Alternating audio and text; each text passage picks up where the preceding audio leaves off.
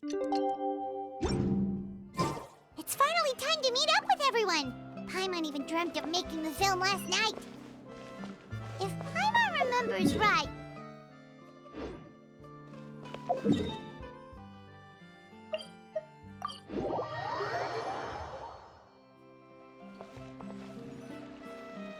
Ayaka! Yoimiya! You're already here!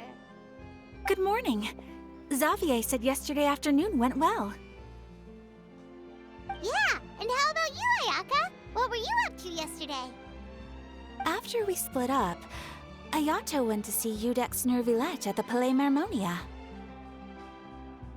I was originally thinking of going with him, but he said he could manage it himself. He told me to go see the sights around Fontaine and to enjoy the local culture. So I rode the aqua bus with Yoimiya and visited the Opera House on Aranias Island. Yeah, you wouldn't believe what we saw there! 2 mechanical puppets that were dancing together! You've already seen them, right? Yeah, those two! Amazing, aren't they? We sat and watched for quite a while. It was mesmerizing, like we could keep watching them forever. Oh, it was the same for us the first time we saw them, too! Afterwards, we went swimming at the beach! Well, diving, to be exact. It was the first time I ever breathed underwater! I held Ayaka's hand and we counted down together. 3, 2, 1, and then splash! We were beneath the waves.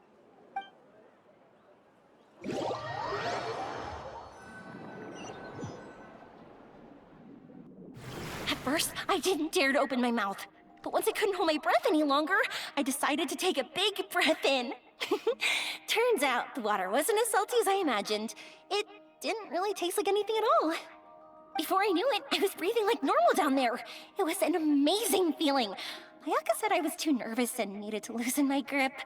She got used to everything way faster than I did. I knew that the Traveler could do it, so I had no doubt we could do it too. That helped me feel at ease as soon as we dove in. The underwater world in Fontaine truly is beautiful. I love seeing the Romaritime flowers blossoming underwater, like little candles lighting up the streets at night. Yeah, and there were so many creatures that we've never seen in Inazuma. Like those fish that shimmer like a sword blade. Whoosh! Oh, and those big fish that call when they see people. Ooh. Oh, you mean Hunter's Rays and Blubber Beasts! I just love the name Blubber Beast. Just wait till Pops and the others hear about this. They probably won't believe a word I say.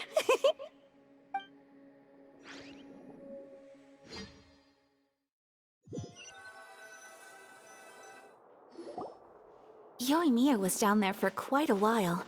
It was dark before we finally rode the aqua bus back to the city. I figured she'd want to sleep in today. Yeah, even I was worried that I wouldn't be able to get up. I still felt like I was drifting in the waves when I went to sleep last night. But as soon as I woke up today, I remembered that we'd all be shooting a film together, and I was ready to go. Speaking of the film, where's everybody else? My brother and Xavier were speaking to the restaurant owner about using the place as a filming location. They should be here soon. As for the others, We're here. Please excuse my tardiness. I just finished the Special Patrol's 6-mile morning jog. Wait, 6 miles? I'm so tired.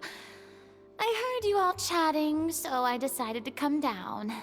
I sure could use some of that endless energy everyone else has. Good morning, everyone. Morning. Can someone fetch me a cup of coffee? More milk, hold the sugar. Sure, I'd be happy to do that for you. No, you can't go anywhere. Please, have a seat over here so I can get started on your makeup. The last thing I want is coffee stains on my costumes. I can get the coffee. It's the perfect job for an assistant.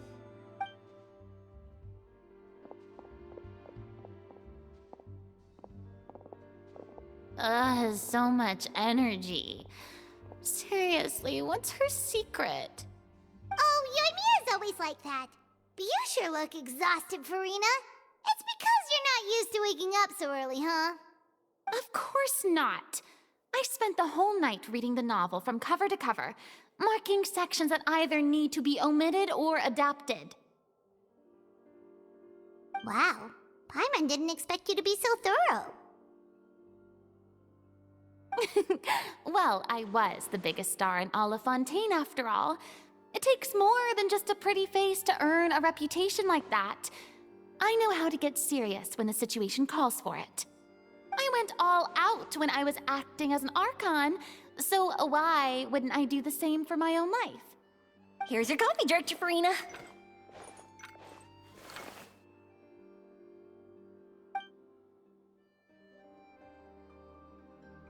Oh, thank you. The sound of being called director and the aroma of coffee feels almost as refreshing as hearing the birds chirping in the morning. Ah, it seems everyone has managed to arrive on time. We've reached an agreement with the restaurant owner.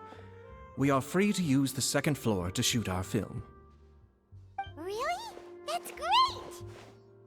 He is really looking forward to our film, and hopes that providing his restaurant as a filming location will attract more customers.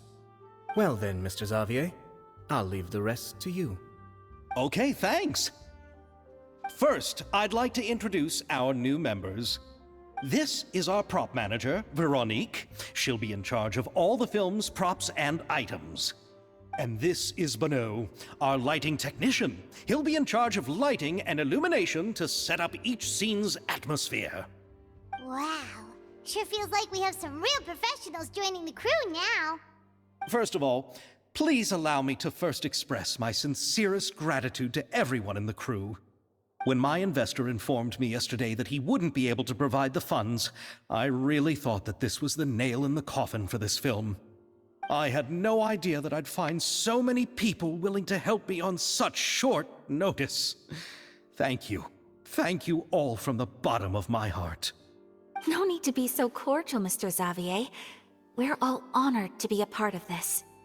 Your works made a profound impression on me when I saw them back in Inazuma. I am sure that someday, this film will be remembered as a prime example of cultural exchange between Fontaine and Inazuma. Yes, the story is the reason I agreed to join.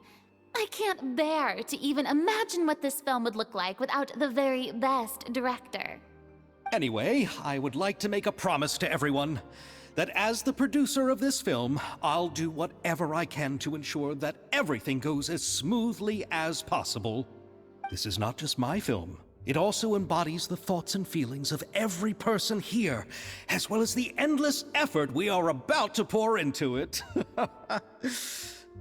So, without further ado, the Two Musketeers will officially begin filming now! You may take it from here, Director Farina.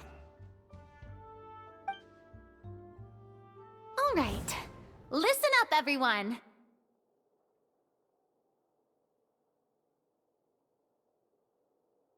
The first scene takes place when the two young musketeers are living at the Baron's home, still unaware of all that is about to happen to them.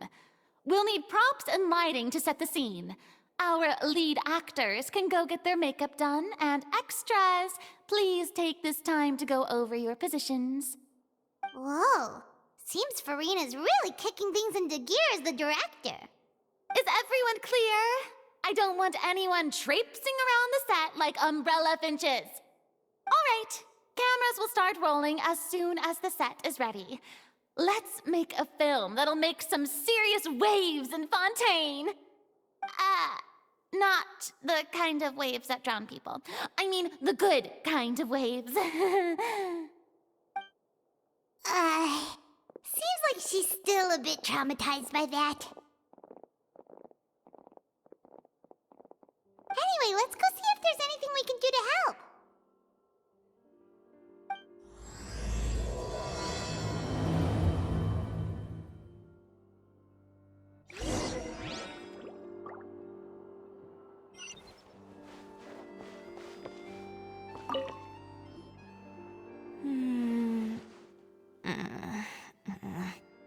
Ayaka has mentioned you to me before.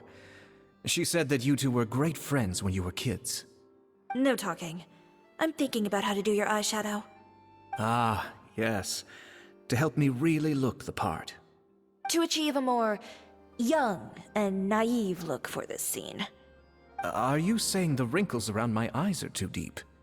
You just have too much of a calculating look in your eyes. You sure don't mince your words. It seems you really haven't changed much. Quiet.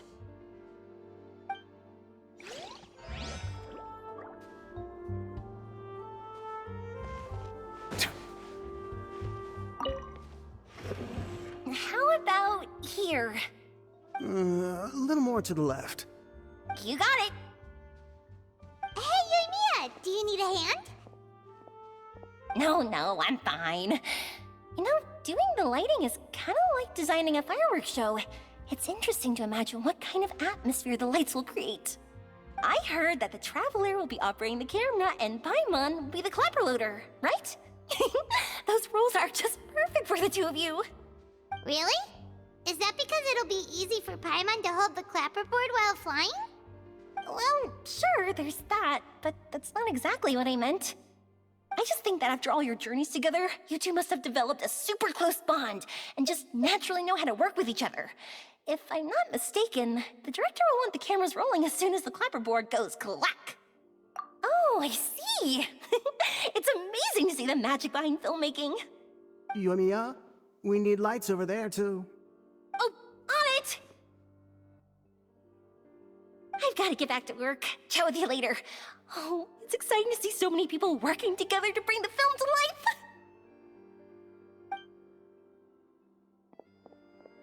Seems like Yoimiya's really getting into it. But she was right. We do have a super close bond, don't we? Paimon's really happy to hear that.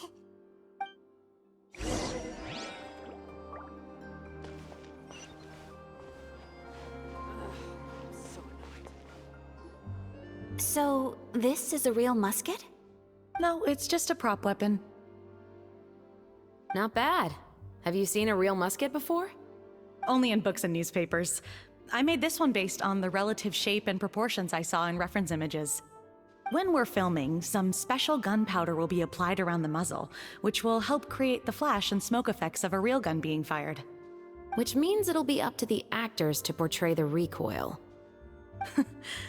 That's right.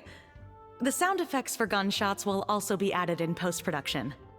Thank you, Veronique. I think I know where to start now. However, the musket's gears and firing pin could still use some work. Adding some wear on the metallic components will make them appear more realistic. Also, be sure to rub the muskets with some oil each time before we start shooting. That'll give the impression that the firearms have been well maintained. Good point. You seem to know a lot, Miss Chevres. I assume you use these types of firearms on a regular basis? Yes, I perform routine maintenance on my weapons every day. Just like we as people need to eat and sleep, muskets need to be cleaned and maintained. I also perform similar care for my sword every day, and familiarize myself with its shape and weight, to the point where it feels like a natural extension of my body. Yes, this way, our weapons will never betray us in the heat of battle. Yes, well said. It seems we have the same philosophy on this topic. Oh, sounds like they found a common interest to talk about. Though these props differ from the muskets I use, I can still give you some pointers. Good. I look forward to your instruction. First and foremost, never point the weapon at anyone, regardless of whether it's a real or prop weapon, or whether you're holding it or it's on the table. This holds for any time when you're not actively engaging an enemy. Okay, understood. When aiming the musket, extend your arm so that it's level with your shoulder, and use your eye to look down the weapon's sights. Like this? Not bad. Now, try saying your lines. This is the end of the road for you. Good. Now turn your body a little. That way, you'll give your enemy less of a target to work with. And relax your shoulders. Here, allow me to demonstrate. This is the end of the road for you. Huh. Excuse me, Miss Chiori. Director Farina, there's something I wish to discuss with you. Oh? What is it? Like this? Yes, much better. What do you think? I do see your point. But are you sure you wish to do this? I believe it would be most fitting. Well, if you insist. All right, I understand. Miss Ayaka, Miss Chevris, could the two of you please come over here? Huh? What's going on? Are we gonna start filming now? Let's go see. What is it? I have a question for you, Miss Chevris.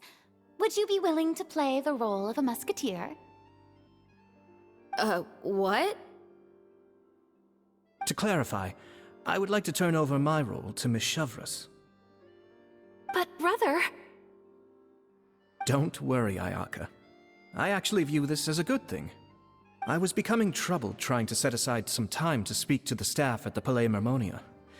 I would like to have some conversations about the cultural exchange between our two countries, and I've heard that the bureaucratic process here can get rather complicated. Now, I will be able to focus on my work. Besides, you also know that I'm not really one for public performances. Are you really sure?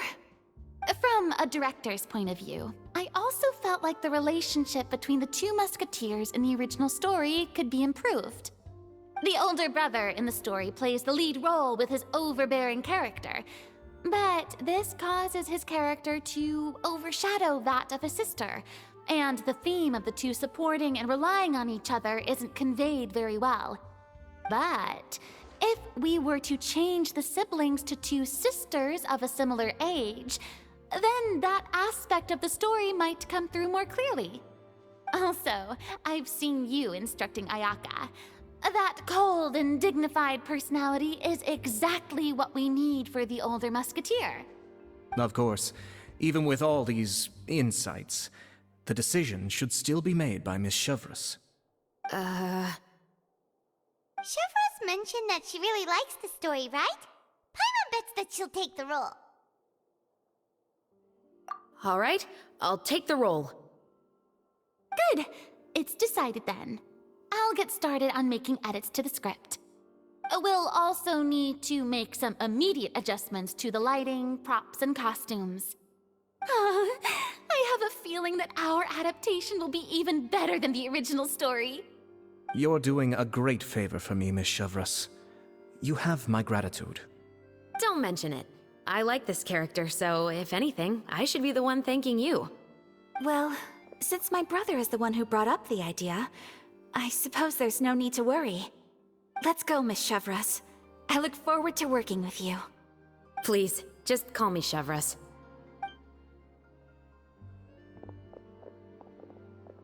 Seems like you're really going out of your way to solve the problem I was having with your makeup. Surely you jest, Chiori. I assure you that I was mostly motivated by a desire to spend more time on formal business. Oh, come on. You really think I'd buy that? According to what I've heard from Ayaka, her brother is someone who can juggle 10 different matters at the same time. I'm sure you have other reasons for backing out. Perhaps. Ayaka always said she wanted to go out and see more of the world, just like the Traveler. But I feel that she needs not only to see other nations, but also to make some different kinds of friends.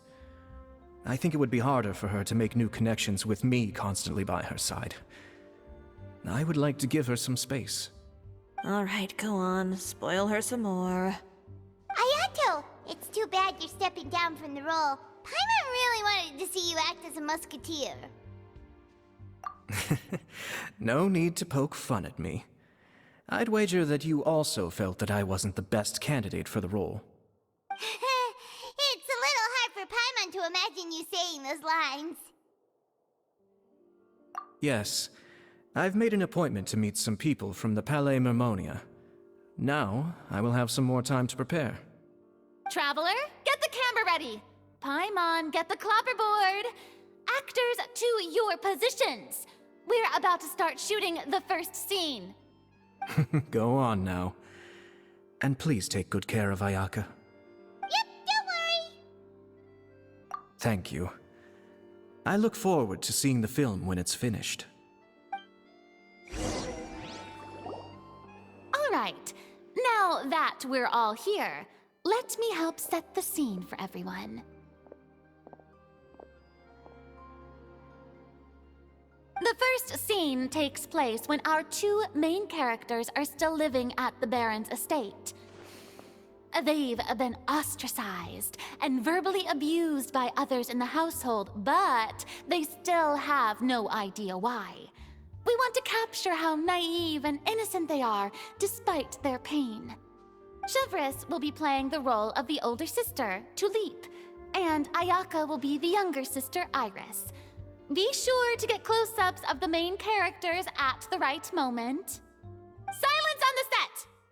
Lights, camera, action! Let's go! Tulip, Mother's been out for quite a while now. Perhaps she went to pick some flowers on the way home. You know how she loves flowers. Iris, Tulip, I'm home.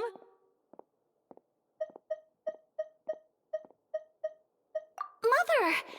You were out for so long, we were beginning to worry about you. I'm sorry, but I'm back now, safe and sound.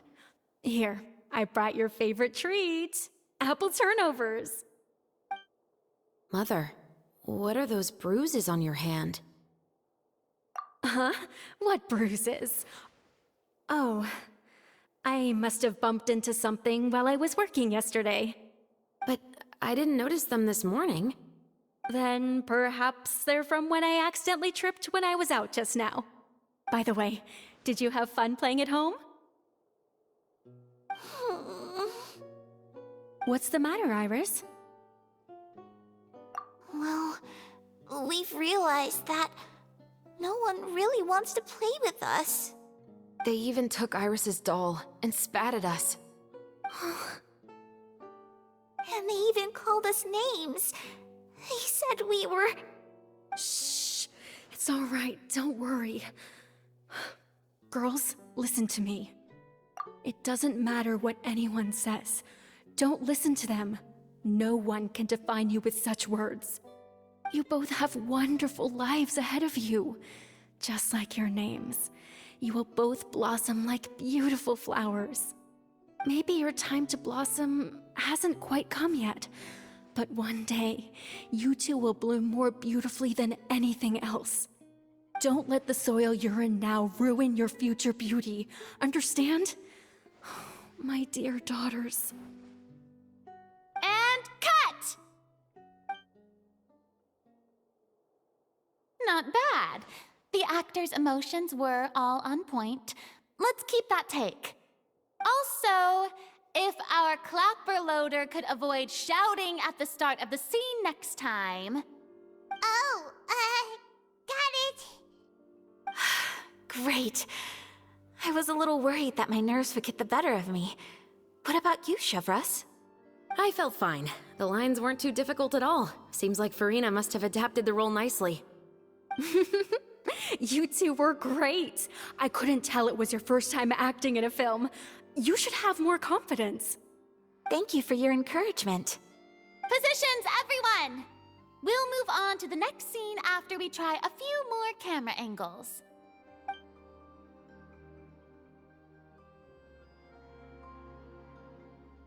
This scene is when our two characters return home, only to discover their mother has been murdered. Ready? Lights! Camera! Action! Mother, we're back. Mother?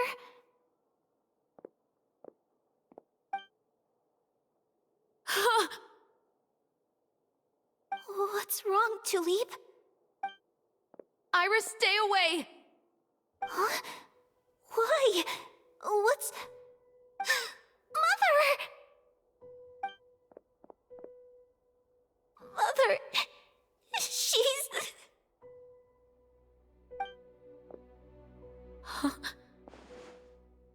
There's poison in this cup. Huh? I could have sworn I've seen this kind of cup before. Those aristocrats. They didn't even try to cover up their actions.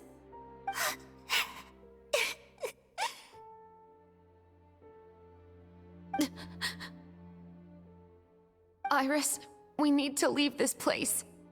Leave? But now that Mother is gone, where can we even go? Anywhere.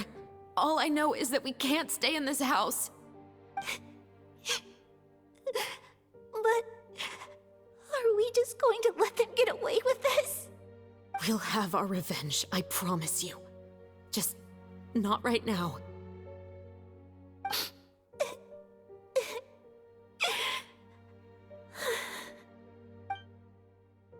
Come on, let's go. No, wait. We can't just leave Mother here like this. At least let me leave this rose with her.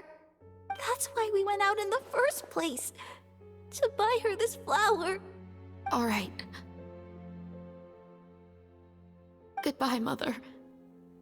We'll avenge you. Someday. And cut! Beautiful! Great performance! Oh my, you're so amazing, Ayaka! And were those real tears I saw? How did you do it? I was surprised too. Thank you for the kind compliments. Actually, as soon as Director Farina said action, I told myself not to think about anything. I just felt the weight of the moment and became the character. It's quite similar to practicing the art of the sword. You clear your mind and focus only on what's happening in front of you. Ayaka's performance was amazing. Have I discovered an acting prodigy? Pipe down, everyone! We need to move on to the next scene!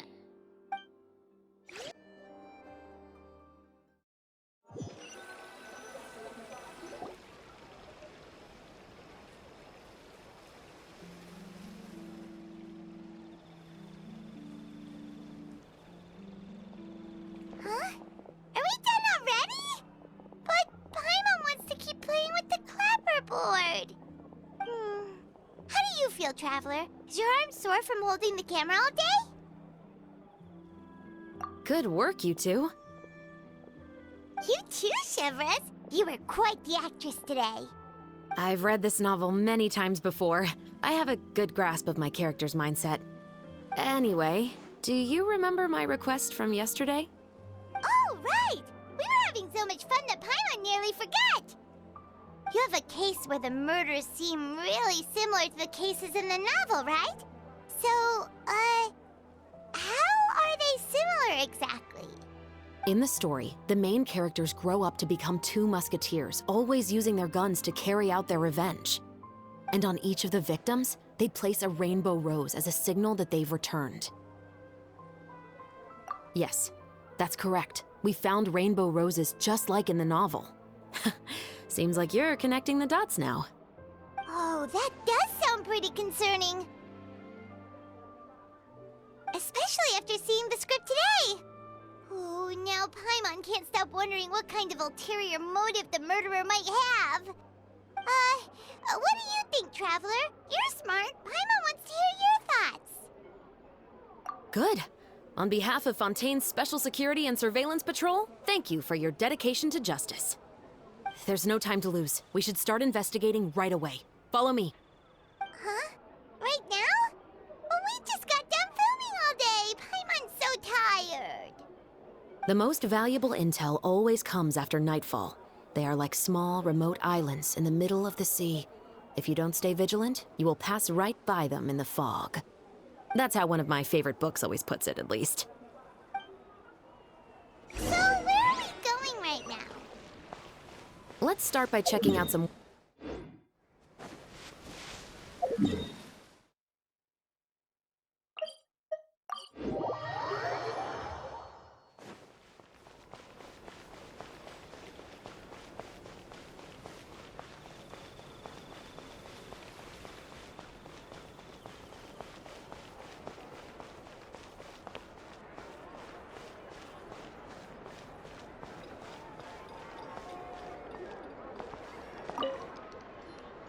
Welcome to Le Show's Clockwork Workshop. How can I help you? Hello. I'd like to know if anyone has purchased some special components lately. Special components? Sorry, could you be more specific? I mean the kind of components that aren't typically used for clockwork toys, but for firearms. Huh? For firearms? No, we don't sell those sort of things here. Don't misunderstand. I'm not here to cause any trouble. We are merely investigating a case, and we're hoping that you could cooperate. Well, to be completely honest, I'm not even sure what kind of components that would entail. Has anyone ever purchased components here as an individual rather than on behalf of an organization? We have a lot of customers who buy toys, but those who buy components are all regular customers who buy in bulk on behalf of their organization. Is that so? I understand. Thank you for your cooperation. You're welcome. It's the least I can do.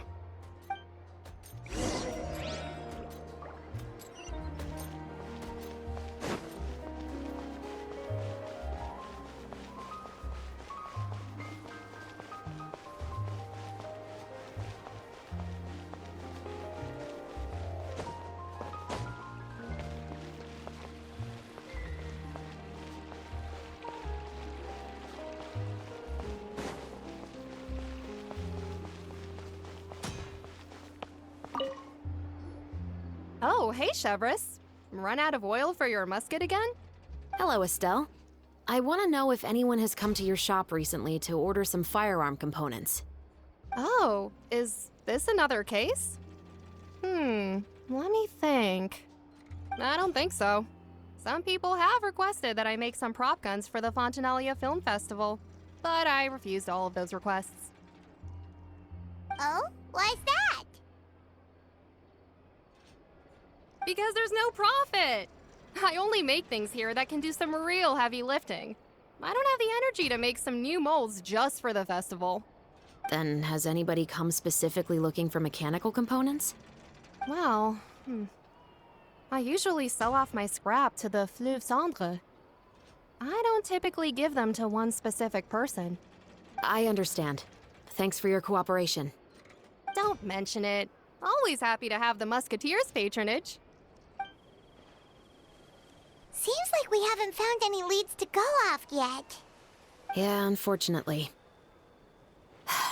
All right, let's head to Fleuve Cendre next.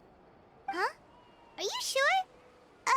People might not be so thrilled to see the captain of the special patrol there.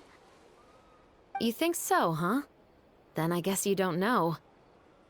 Huh? Know what? That I grew up in Fleuve Cendre.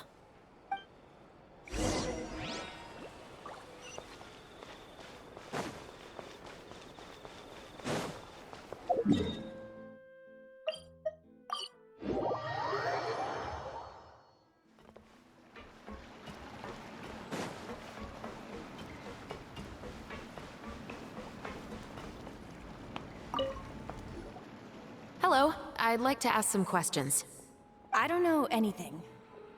Don't worry, I'm not here to arrest anybody. You say that now. It's the truth. Here, take this as my guarantee. Wait, did Paimon just see what she thinks she saw? Is the captain of the special patrol bribing a citizen? Seems you're different from the other guards. What do you want to know? Have you heard anything related to muskets in Fleuve Cendre lately? Anything at all? Muskets, huh? All I know is that about 2 weeks ago, we started hearing some loud noises at night. So loud that it's been waking me up. Were they gunshots? Possibly. It's hard to tell around here. Someone's house collapsing, a pipe exploding somewhere, it's all the same. But the noises I'm talking about definitely happened after I fell asleep. Do you know where the noises were coming from? I don't remember clearly. Is it that you don't remember, or that you need to think about it some more? You tell me. Then please, think about it some more. She's giving her even more Mora! The noises came from the end of the Southern Waterway. I came out and had a look for myself when I wasn't sleeping well, but I didn't dare get too close. That's all I know. All right, I'll take your word for it. Thanks for the pâte de fruits.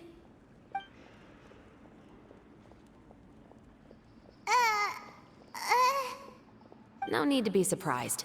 I grew up here, remember? I know how to get people around here to talk. Seems you catch on pretty quick. Now then, let's keep going.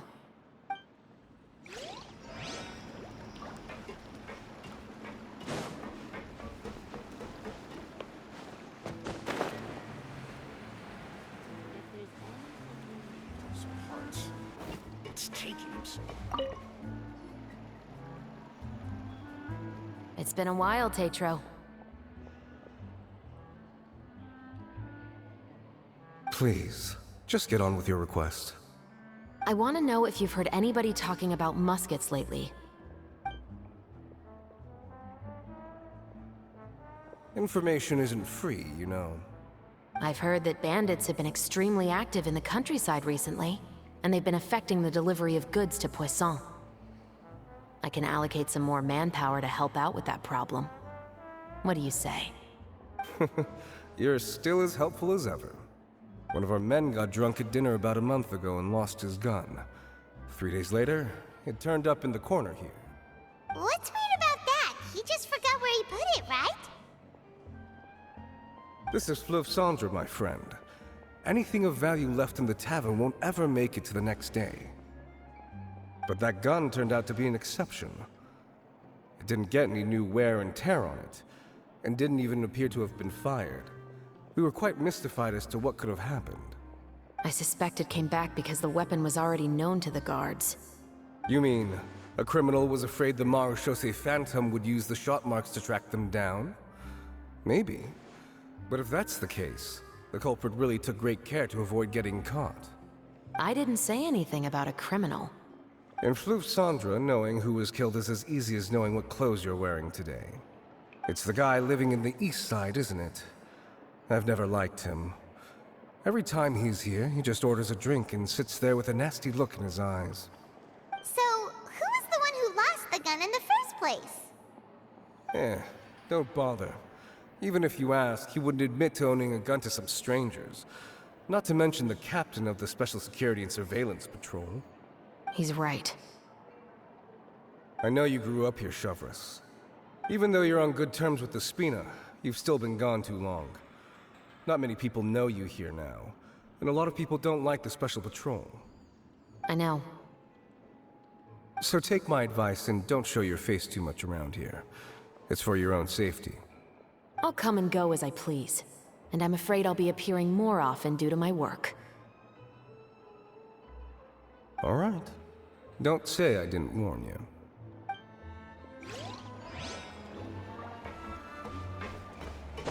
Finally on the right path. It's way more fun than I thought.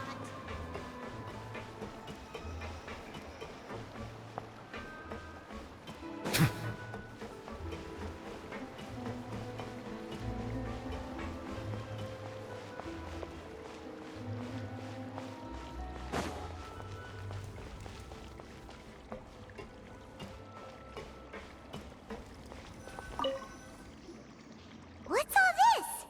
Some broken planks and barrels, as well as some liquor bottles?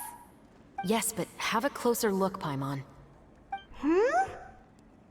Even though somebody has purposefully tried to clean them up, these are obviously marks from musket bullets. In other words, someone was here trying to improve their shot. They were using the barrels and bottles for target practice. Could it have been the killer? Your guess is as good as mine. Although many people at Fleuve Cendre own guns, few hide the fact from others. And even fewer would go to such lengths to hide markings from practice shots. Anyway, let's go. There might be more to this.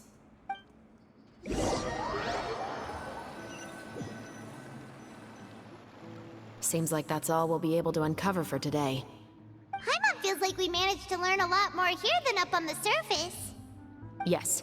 Assuming that everything we found is indeed connected to our suspect, then their timeline was probably something like this.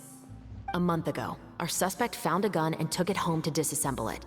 Once he'd figured out its mechanics, he brought it back. In the following weeks, he used some parts to create his own makeshift musket and took it to the Fleuve Cendres for target practice.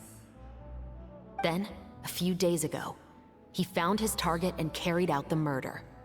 Once the deed was done, he left a rainbow rose on the body, just like the scene in the novel. That all makes sense to Paimon, but we're still no closer to figuring out the killer's identity. The deceased was a resident of Fleuve Cendres. It's said that he was a poor, solitary man. Yeah, that's also something I'm trying to figure out.